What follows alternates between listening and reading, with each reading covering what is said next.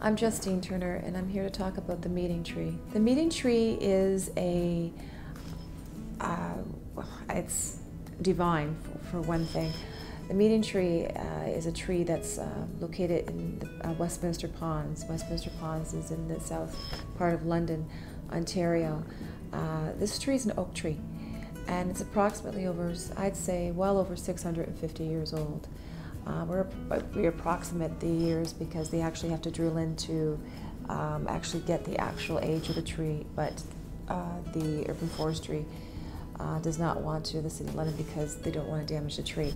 But from how they look at it, it's about 650 years old, if not more.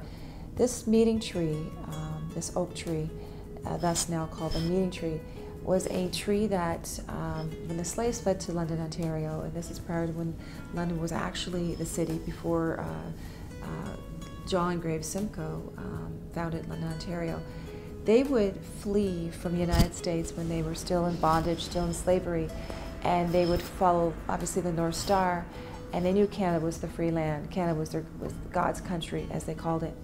So they got on board the Underground Railroad. And of course, the Underground Railroad, as we all know, was a figment of the plantation's master's imagination. It was true. It was just a code that they had to get them to safety. The slaves met at the meeting tree, this specific oak tree in the back of Westminster Ponds in the deep forestry, because that tree was where they knew this tree, and it kind of was passed down to all the slaves who were fleeing to this forestry called London, Ontario, that find this tree called the meeting tree. This is where we can hide, this is where we're safe.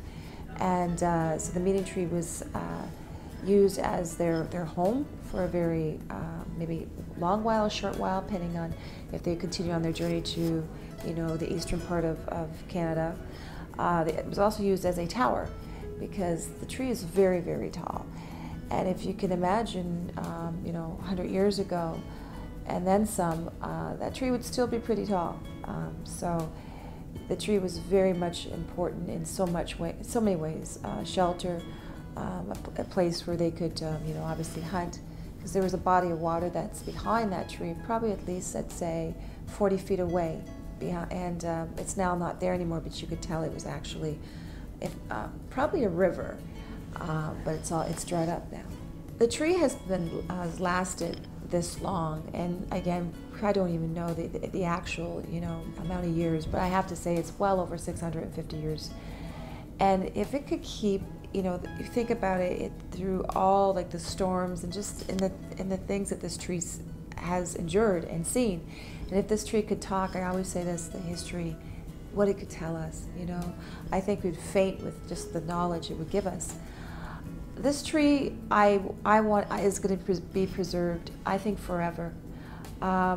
Believe it or not, the limbs of this tree, not just the trunk, it takes 13 adult people holding their hands wide to get around the whole area of the trunk of the tree.